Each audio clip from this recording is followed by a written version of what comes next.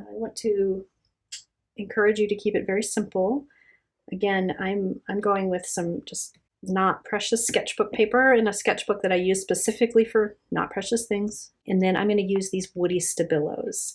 So these are a little bit crayon-like in the mark that they make. And in fact, I've used these on a couple pages in this book, and I'll show you. They're very similar to this particular invitation. One of those is this page here. It was a page that I had done some kind of free writing, listing, and doodling all over the place. And then I came back in with the stabilos and did this free form intuitive drawing. Didn't know what it was going to be. Used some of the lines that were on the page with the big pen writing that had already been there.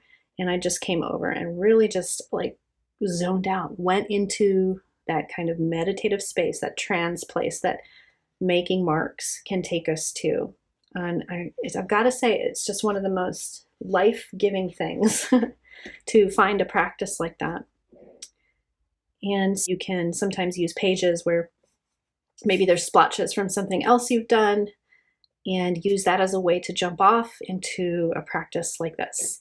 And that is exactly what I did. So for me, I'm coming out of a time of not doing a ton of creating of my art, but I've been using my creative energy and learning and creating lots of things in my life in other ways.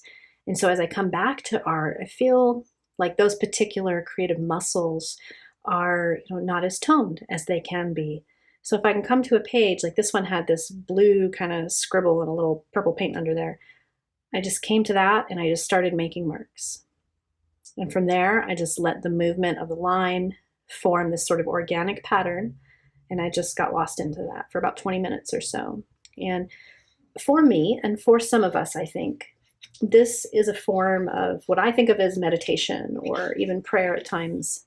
Think of it as kind of a wind down from life, because life can be so busy and we all have many things, to keep track of and to do and people to show up to. And, it can be overwhelming at times. And even just in our day to day, there's a lot of things to tend to often.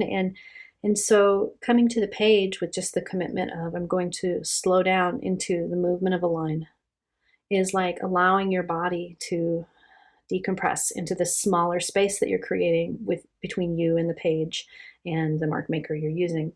So I want to invite you to use a thick mark maker, whether you're using a marker or something crayon-like I am, doesn't really matter. And what we'll do to begin this one is just take a big deep breath. Long breath is how I like to think of that sometimes. Long on the inhale and a little longer on the exhale. And then just look at your page for a minute. You don't have to have a vision here. In fact, it's better if you don't. You don't have to know where this is going or what it's going to be.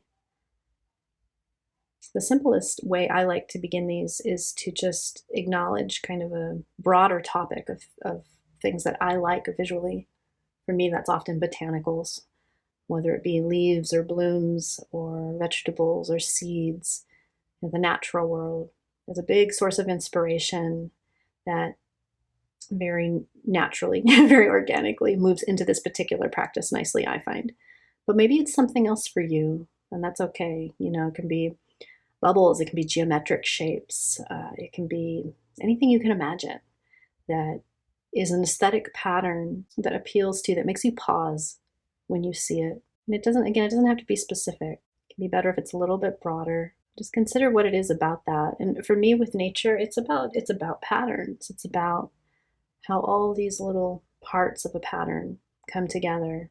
And it all just begins in a little seed, And so I want to invite you to begin with a little seed on your page somewhere. And if you don't know where, it doesn't matter, just go make a mark. And you can follow along with exactly what I'm suggesting if you like, if that feels easy for you today. So I'm thinking I'm going to keep my first marks and patterns, they're kind of circular, and I'm just going to keep them smaller here. And each of my lines are returning to themselves to create a form, and all together, each of those forms is creating another form. And then maybe it changes. Maybe it goes back to what it was doing to begin with.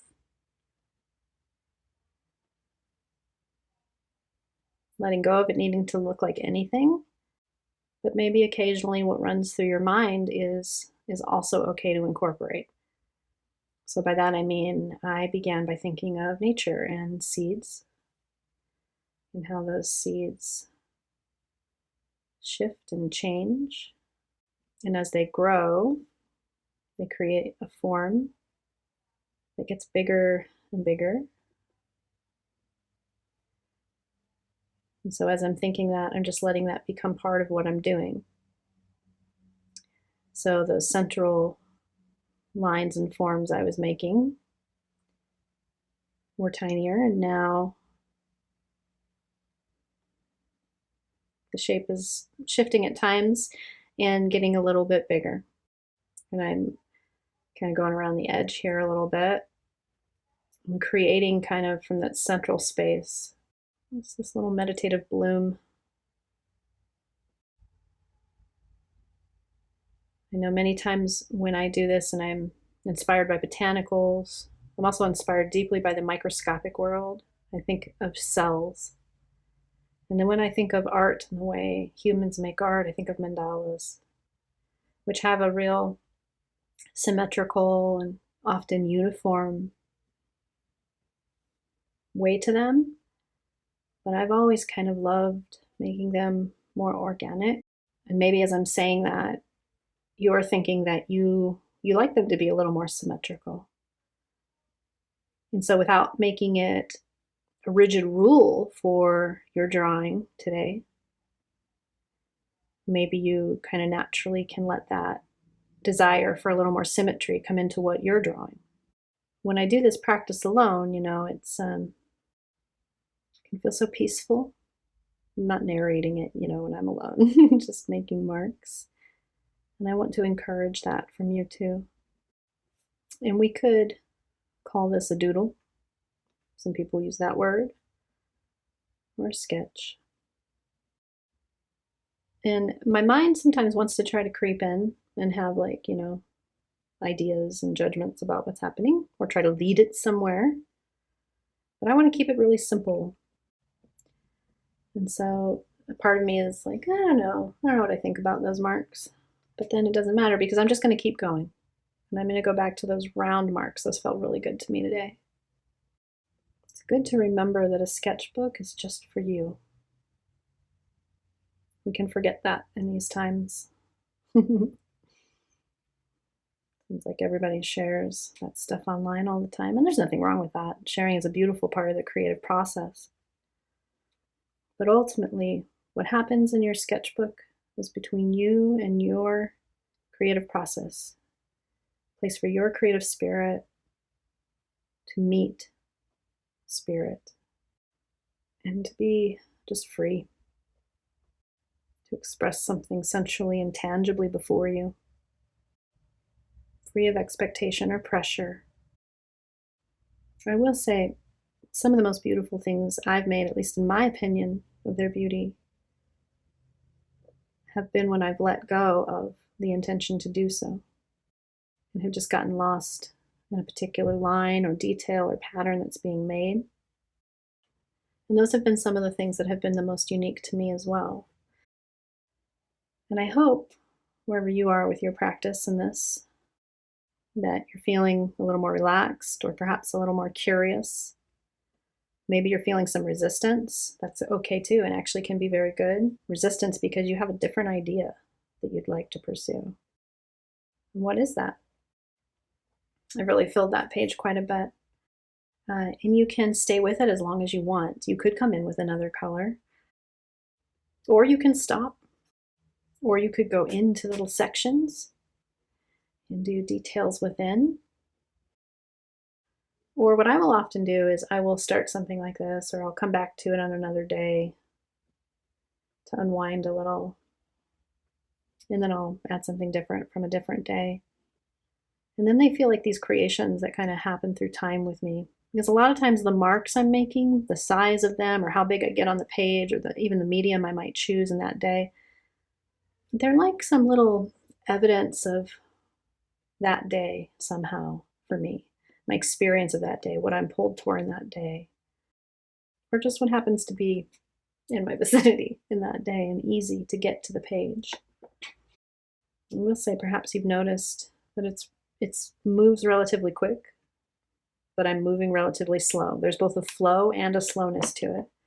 And I think sometimes, I find for me anyway, that that's key to resting into my creative practice, into sketching, into just kind of opening myself into that space that has a little bit of a different awareness and consciousness than maybe the rest of my day does. Thank you for joining me for this creative practice today. I hope it brought some joy to your day and to your process. And if you liked this video, please go ahead, hit like, perhaps subscribe, and I'll see you next time.